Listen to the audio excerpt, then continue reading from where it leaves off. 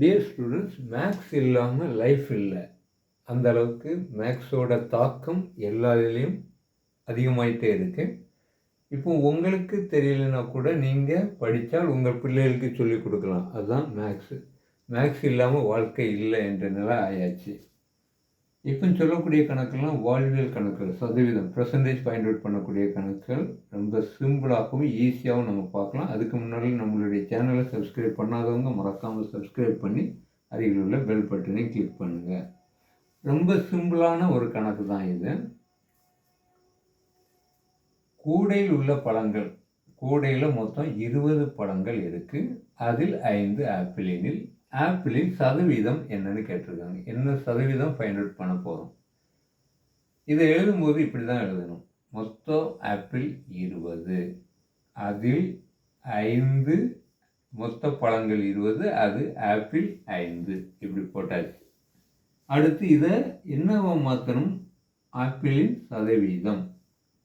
சதவீதம்னாலே இன்று 100%. இப்போ என்ன பண்ணலாம்? ஒரு ஜீரோவையும் கேன்சல் பண்ணிடலாம். 2 கொண்டு 10 5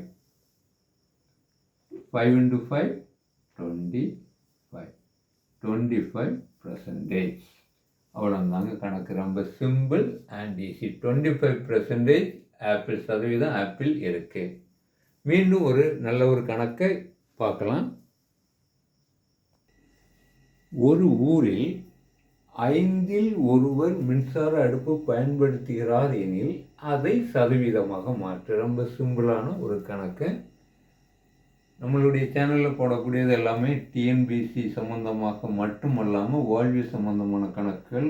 உங்களுக்கு அல்லாட்டாலும் நீங்கள் உங்கள் பிள்ளைகளுக்கு சொல்லிக் கொடுக்கலாம், அல்லது உங்களுக்கு தெரிஞ்சவங்களுக்கு இதை ஷேர் பண்ணி விடுங்க. அவங்களுக்கும் பயனுள்ளதாக இருக்கும். அதனால் முதல்ல சப்ஸ்கிரைப் பண்ணுங்கள், உங்கள் ஃப்ரெண்ட்ஸுகளுக்கும் நம்மளுடைய சேனலை ஷேர் பண்ணுங்கள்.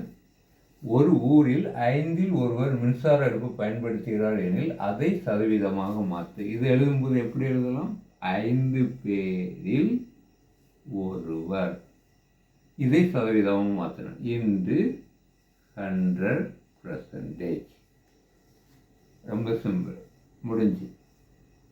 அடுத்து என்ன? 5 கொண்டு 100 டிவைட் பண்ணிடலாம். எத்தனை வரும்? 2 5s are 10, ஒரு 0 அப்படி போட்டேன். 2 5s are 20. அப்போ 20%. ரொம்ப சிம்பிள் அண்ட் ஈஸியான கணக்கு. ஆனால் நம்ம அதை யோசித்தால் மட்டும்தான் இதை செய்ய முடியும். மீண்டும் ஒரு வீடியோவில் சந்திப்போம். நன்றி, வணக்கம்.